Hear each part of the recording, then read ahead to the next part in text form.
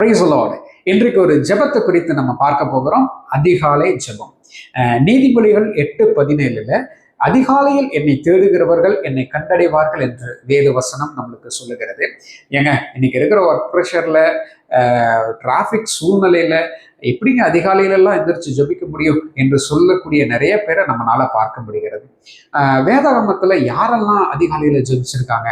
Abraham ஜெபித்திருக்கிறார், தானியேல், தாவீது, Samuel, இவங்க எல்லாம் ஆண்டவருக்காக பெரிய விஷயங்களை செய்தவங்க.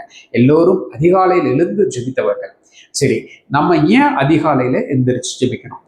நீதிமொழிகள் 3:9 இப்படி சொல்லுது, தன்னுடைய விளைவின் எல்லா முதல் பலனாலும் கர்த்தரை கனம் பண்ணணும் அப்படின்னு சொல்லுது.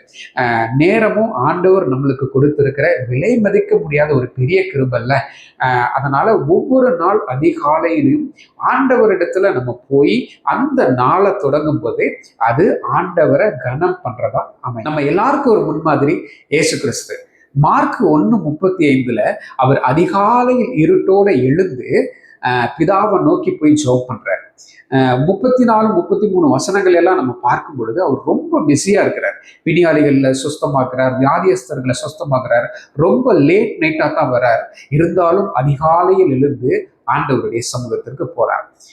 நம்ம ஏன் இந்த நாட்களில ஒரு தீர்மானத்தை எடுக்கக்கூடாது? முதலாவது ஆண்டவரோட பேசிட்டு தான் மற்ற மனிதர்களோட பேசுவேன். முதலாவது ஆண்டவருடைய வேதத்தை படித்ததுக்கு அப்புறம் தான் மற்ற காரியங்களுக்குள்ளாக நான் செல்வேன் அப்படின்னு நம்ம ஏன் ஒரு தீர்மானத்தை எடுக்கக்கூடாது? ஏன்னா அதிகாலையில் நம்ம ஜெபம் பண்ணும்போது ஆண்டவரை முதலாவது நம்ம கனப்படுத்துறோம் பொருள். அவரை நம்ம கனப்படுத்தும் போது நம்மை அவர் கனப்படுத்த அவர் வல்லமை உள்ளவராய் இருக்கிறார். ஆமென்.